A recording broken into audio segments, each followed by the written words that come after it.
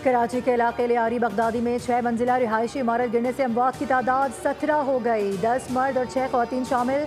40 दिन की बच्ची को जिंदा बचा लिया गया, वालिदैन लापता। 9 जख्मी अस्पताल में जेरे इलाज।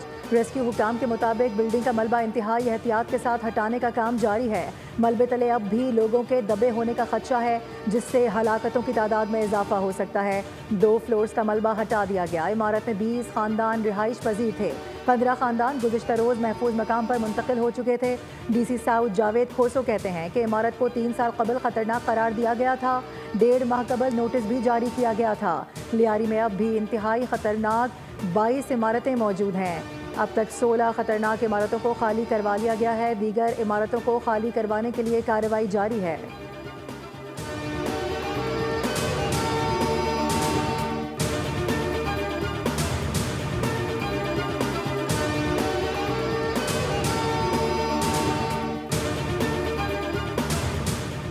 रिहायशी इमारत के मलबे तले दबने वालों में एक 9 ब्याता जोड़ा भी शामिल।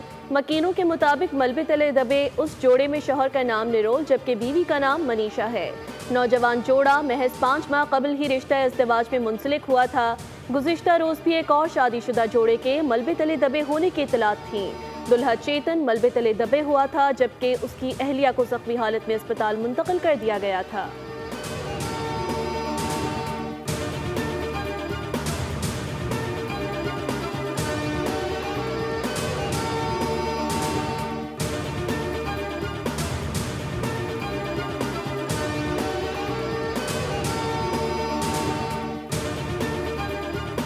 है हुकूमत की, भाई क्या पॉलिसी है? सिर्फ 4 अफसरान को जो है मुअत्तल करके कहानी बनने वाली नहीं है।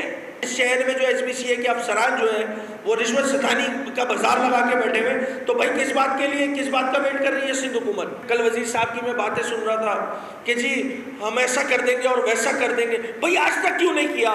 ये क्रिमिनल ऑफेंस है। आप कहते हैं कानून साजी नहीं हुई है, तो 17 सालों से आपके इस असेंबली में, सूबे की असेंबली में अक्सरियत किस जमात की है?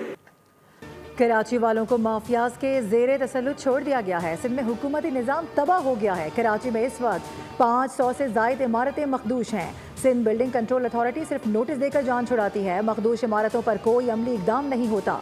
Opposition leader Sindh assembly Ali Khurshidi कहते हैं SBCA की सरपरस्ती में गैर कानूनी तामीरात हो रही हैं। ऊपर से नीचे तक करप्शन का बाजार गर्म है और SBCA ने गैर कानूनी तामीरात पर आंखें बंद कर रखी हैं। हम सानहे पर सियासत नहीं कर रहे, वरना सानहे के मकाम पर प्रेस कॉन्फ्रेंस करते। हमारा मुतालबा है कि सिंध हुकूमत होश के नाखुन ले, वरना ऐसे सानहा दोबारा भी हो सकते हैं। आसिफ अली जरदारी और बिलावल भुट्टो